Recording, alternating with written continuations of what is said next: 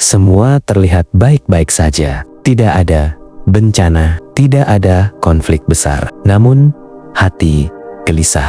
Pikiran tak berhenti berputar, dan malam terasa lebih panjang dari biasanya. Kita sering mengira keresahan datang karena hidup terlalu berat. Padahal, seringkali yang membuat berat bukan hidupnya, melainkan cara kita memegangnya. Hari ini, kita tidak akan membahas motivasi kosong. Tidak ada janji instan, tidak ada kalimat manis tanpa dasar. Kita akan membedah keresahan dari dua sudut yang dalam. Stoikologi, ilmu pengendalian diri dari kebijaksanaan kuno. Tasawuf, jalan pembersihan hati dalam tradisi sufi. Dan di akhir, kamu akan punya langkah konkret yang bisa langsung kamu praktikkan. Tarik napas perlahan. Kita mulai bagian pertama. Pisahkan yang bisa dan tidak bisa kamu kendalikan. Keresahan lahir dari ilusi kontrol. Kita ingin mengendalikan masa depan, opini orang, hasil, usaha, reaksi, pasangan, ekonomi, cuaca, kehidupan. Dan ketika realitas tidak tunduk pada keinginan kita, hati mulai memberontak. Dalam stoikologi, prinsip paling fundamental datang dari seorang filsuf bernama Epictetus. Ia mengatakan ada hal yang berada dalam kendali kita dan ada hal yang tidak berada dalam kendali kita. Sederhana, tapi revolusioner.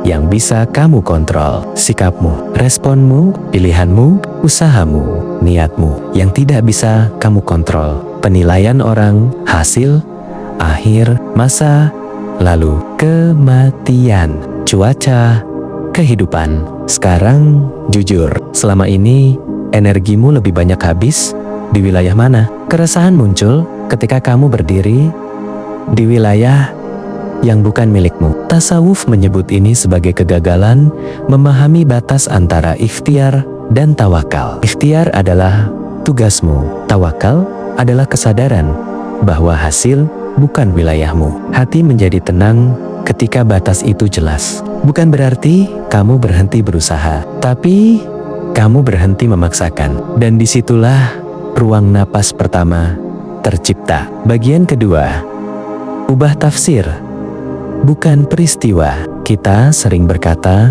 aku stres karena masalah ini. Padahal, yang sebenarnya terjadi adalah, aku stres karena cara aku memaknai masalah ini. Seorang kaisar Romawi bernama Marcus Aurelius menulis dalam jurnal pribadinya, hidup tidak dikendalikan oleh apa yang terjadi, melainkan oleh bagaimana kita memaknainya. Bayangkan, seorang penguasa setengah dunia menghadapi perang, pengkhianatan, wabah, namun ia menyadari yang menentukan ketenangan bukan situasi, tapi interpretasi. Dalam tasawuf, setiap peristiwa disebut sebagai tajali, penampakan kehendak ilahi. Artinya, apapun yang terjadi bukan kebetulan, ia membawa pesan. Masalahnya bukan pada kejadian, masalahnya pada cerita yang kita ulang di kepala. Contoh, kehilangan pekerjaan bisa ditafsirkan sebagai aku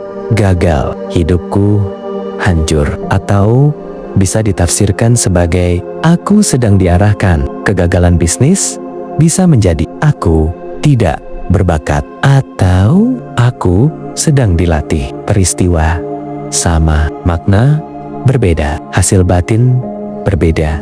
Keresahan hidup dari tafsir negatif yang kita pelihara. Maka, latihan kedua adalah ini. Setiap kali hati gelisah, tanyakan, cerita apa yang sedang aku ulang di pikiranku? Lalu, ubah. Bukan dengan kebohongan positif, tapi dengan perspektif yang lebih luas. Karena ketenangan bukan datang dari hidup tanpa masalah. Ketenangan datang dari makna yang dewasa. Bagian ketiga, latih kehadiran kembali ke detik ini. Keresahan hampir selalu hidup di masa depan. Bagaimana kalau gagal? Bagaimana kalau tidak cukup? Bagaimana kalau ditinggalkan? Pikiran melompat ke hari esok. Tubuh masih di hari ini. Dan jarak itulah yang menciptakan cemas. Psikologi modern menyebut latihan ini sebagai mindfulness. Tasawuf menyebutnya Murakabah, kesadaran penuh bahwa Allah selalu hadir. Ketika kamu sadar bahwa setiap detik berada dalam pengawasan dan kasih-Nya, kamu berhenti merasa sendirian melawan hidup. Latihan sederhana. Tarik napas perlahan selama 4 detik. Tahan 4 detik. Hembuskan 6 detik. Rasakan udara menyentuh hidungmu. Rasakan dada mengembang. Tidak perlu doa panjang, tidak perlu ritual rumit.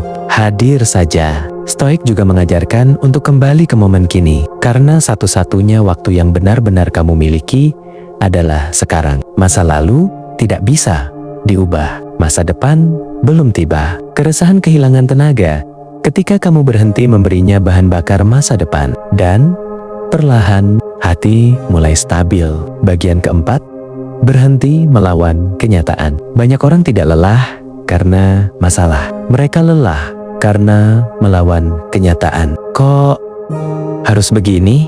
Seharusnya tidak seperti ini. Kenapa bukan seperti yang aku mau? Perlawanan batin menciptakan penderitaan ganda. Masalah pertama adalah kejadian. Masalah kedua adalah penolakan kita terhadap kejadian itu. Stoik mengenal konsep amor fati, mencintai takdir, bukan hanya menerima, tapi memeluk. Tasawuf mengenal rida. Rida bukan menyerah. Rida adalah ketenangan menerima bahwa yang terjadi tidak keluar dari kebijaksanaannya. Kamu boleh sedih, kamu boleh kecewa, tapi berhentilah bertengkar dengan realitas. Karena semakin kamu melawan apa yang sudah terjadi, semakin kamu memperpanjang rasa sakit. Penerimaan bukan kelemahan. Penerimaan adalah kekuatan paling dewasa. Dan dari penerimaan lahir kejernihan untuk bertindak. Bagian kelima, perkuat hubungan dengan diri dan Allah. Keresahan sering muncul